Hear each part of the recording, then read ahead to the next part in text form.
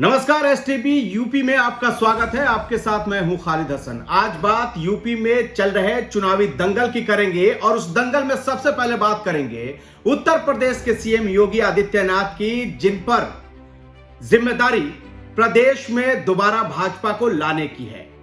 क्योंकि जिस तरह से चुनाव से पहले यह चर्चाएं चल रही थी कि प्रदेश के सीएम योगी आदित्यनाथ काशी, मथुरा, अयोध्या या देवबंद से चुनाव लड़ सकते हैं, लेकिन ऐसा क्या हुआ कि बीजेपी ने यह निर्णय बदल दिया।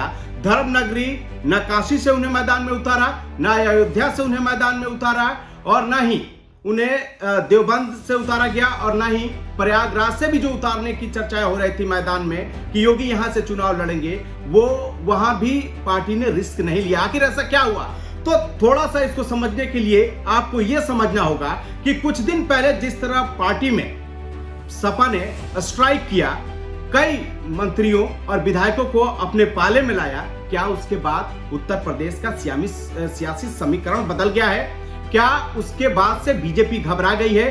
क्योंकि अगर पूर्वांचल की बात करें तो वहां पर स्वामी प्रसाद मौर्य, अखिलेश यादव और इसके अलावा ओम प्रकाश राजभर भी एक साथ आ गए हैं और इन तीनों की जो तिकड़ी एक साथ आई है उससे बीजेपी की घबराहट बढ़ गई है और इसी को लेकर बीजेपी कोई रिस्क नहीं लेना चाहती है। शायद यही वजह है कि योगी आदित्यनाथ को बीजेपी ने गोरखपुर, जो कि उनका होम टाउन है और सबसे सेफ सीट है, इसलिए वहां से उतारा है ताकि वो पूर्वांचल के जितने भी जिले हैं उन पर यह मैसेज दे सके कि यहां से योगी आदित्यनाथ हैं और उनसे बड़ा इधर कोई नेता नहीं है। लेकिन सवाल यही है कि आखिर ये घबराहट क्यों है?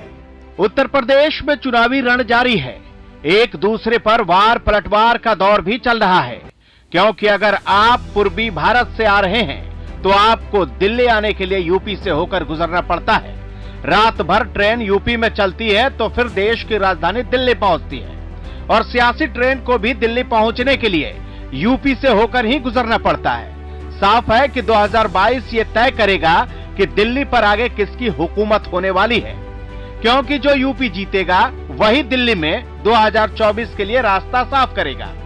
यही वजह है कि बीजेपी उत्तर प्रदेश को हर हाल में जीतना चाहती है, कोई रिस्क नहीं लेना चाहती ताकि अखिलेश यादव को इसका फायदा मिले और 2024 की तस्वीर बदल जाए। वैसे चुनावी तारीखों के ऐलान से पहले प्रदेश के सीएम और बीजेपी के फायर ब्रांड नेता योगी आदित्यनाथ को काशी, मथुरा और अयोध्या से विधानसभा चुनाव लड़ाने की चर्चाएं गर्म थी। बीजेपी यहां से योगी को लड़ाकर एक खास वर्ग को संदेश देना चाहती थी, इसलिए समय समय पर प्रदेश के सीएम काशी, मथुरा और अयोध्या का दौरा भी करते रहे ताकि आने वाले समय में सियासी लाभ लिया जा सके। लेकिन अब आप सोच रहे होंगे कि आखिर ऐसा क्या हो गया कि बीजेपी ने योगी को काशी, मथुरा और अयोध्या से उतारने के बजाय गोरखपुर से लड़ाने का फैसला लिया है। तो ये तस्वीर देखिए, स्वामी प्रसाद मौर्य और अखिलेश यादव की है। अब समझ गए होंगे इस तस्वीर ने उत्तर प्रदेश के सियासी समीकरण को बिगाड़ दिया। बीजेपी घबरा गई और अब कोई रिस्क नहीं लेना चाहती थी, इसलिए योगी को गोरखपुर से उतारा गया ताकि पूर्वांचल में पार्टी को नुकसान होने से बचाया जा सके। वैसे आप सोच रहे होंगे कि काशी, अयोध्या और प्रयागराज तो पूर्वांचल में ही आता है, तो फिर योगी आदित्यनाथ को गोरखपुर से ही क्यों उतारा गया? इसके कई मायने हैं। जिस स्वामी प्रसाद मौर्य ने बीजेपी छोड़ी है और बीजेपी के पिछड़े वोट बैंक में सेंध लगाने की कोशिश की है, वो पडरौना से विधायक हैं और वो प्रतापगढ़ के रहने वाले हैं। ये दोनों ही क्षेत्र पूर्वांचल में हैं, इसलिए स्वामी प्रसाद मौर्य से होने वाले नुकसान की भरपाई के लिए बीजेपी ने सीएम योगी को गोरखपुर शहर से मैदान में उतारा है। गोरखपुर से पडरौना की दूरी 65 से 70 किलोमीटर है। बीजेपी के रणनीतिकारों का मानना है कि सीएम योगी गोरखपुर से लड़ेंगे तो इसका फायदा पूर्वांचल की तमाम सीटों के साथ पूरे प्रदेश में बीजेपी को मिलेगा। गोरखपुर में प्रचार प्रसार का सीएम का अपना तंत्र है। यहाँ बीजेपी के अलावा हिंदू युवा वाहिनी का मजबूत संगठन है। गोरखपुर शहर की सीट पर पिछले 33 वर्षों से भगवा का कब्जा है। सीएम योगी आदित्यनाथ गोरखपुर सदर सीट से ही 1998 से 2017 तक सांसद रहे हैं। वो सबसे पहले 1998 में यहां से बीजेपी प्रत्याशी के तौर पर लोकसभा चुनाव लड़े थे। उस चुनाव में उन्होंने बहुत ही कम अंतर से जीत दर्ज की थी, लेकिन उसके बाद हर चुनाव में उनका जीत का अंतर बढ़ता गया। 2017 में उत्तर प्रदेश के मुख्यमंत्री बनने के बाद उन्होंने गोरखपुर सदर संसदीय सीट छोड़ी। वो विधान परिषद के लिए चुने गए। 2022 में वो पहली बार विधानसभा का चुनाव लड़ने जा रहे हैं। योगी आदित्यनाथ के गोरखपुर से चुनाव लड़ने का मतलब है कि गोरखपुर से सटे यानी कि पूर्वांचल के जितने भी जिले हैं उसमें उनका प्रभाव होगा।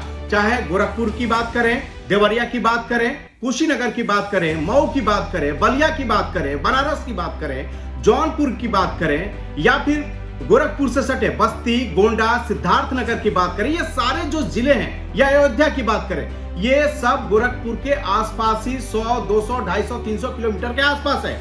और सीएम यहां से चुनाव लड़ते हैं तो इसका फायदा बीजेपी को होगा।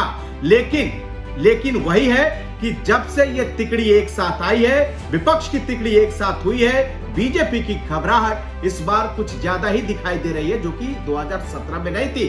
क्योंकि 2022 का ये चुनाव एक तरह से लोकसभा चुनाव से पहले यानी 2024 चुनाव से पहले सेमीफाइनल के तौर पर देखा जा रहा है। अगर यहां बीजेपी की हार होती है तो 2024 में भी तस्वीरें बदल जाएंगी। ऐसे और वीडियो देखने के लिए आप हमारा STV यूपी चैनल सब्सक्राइब करें।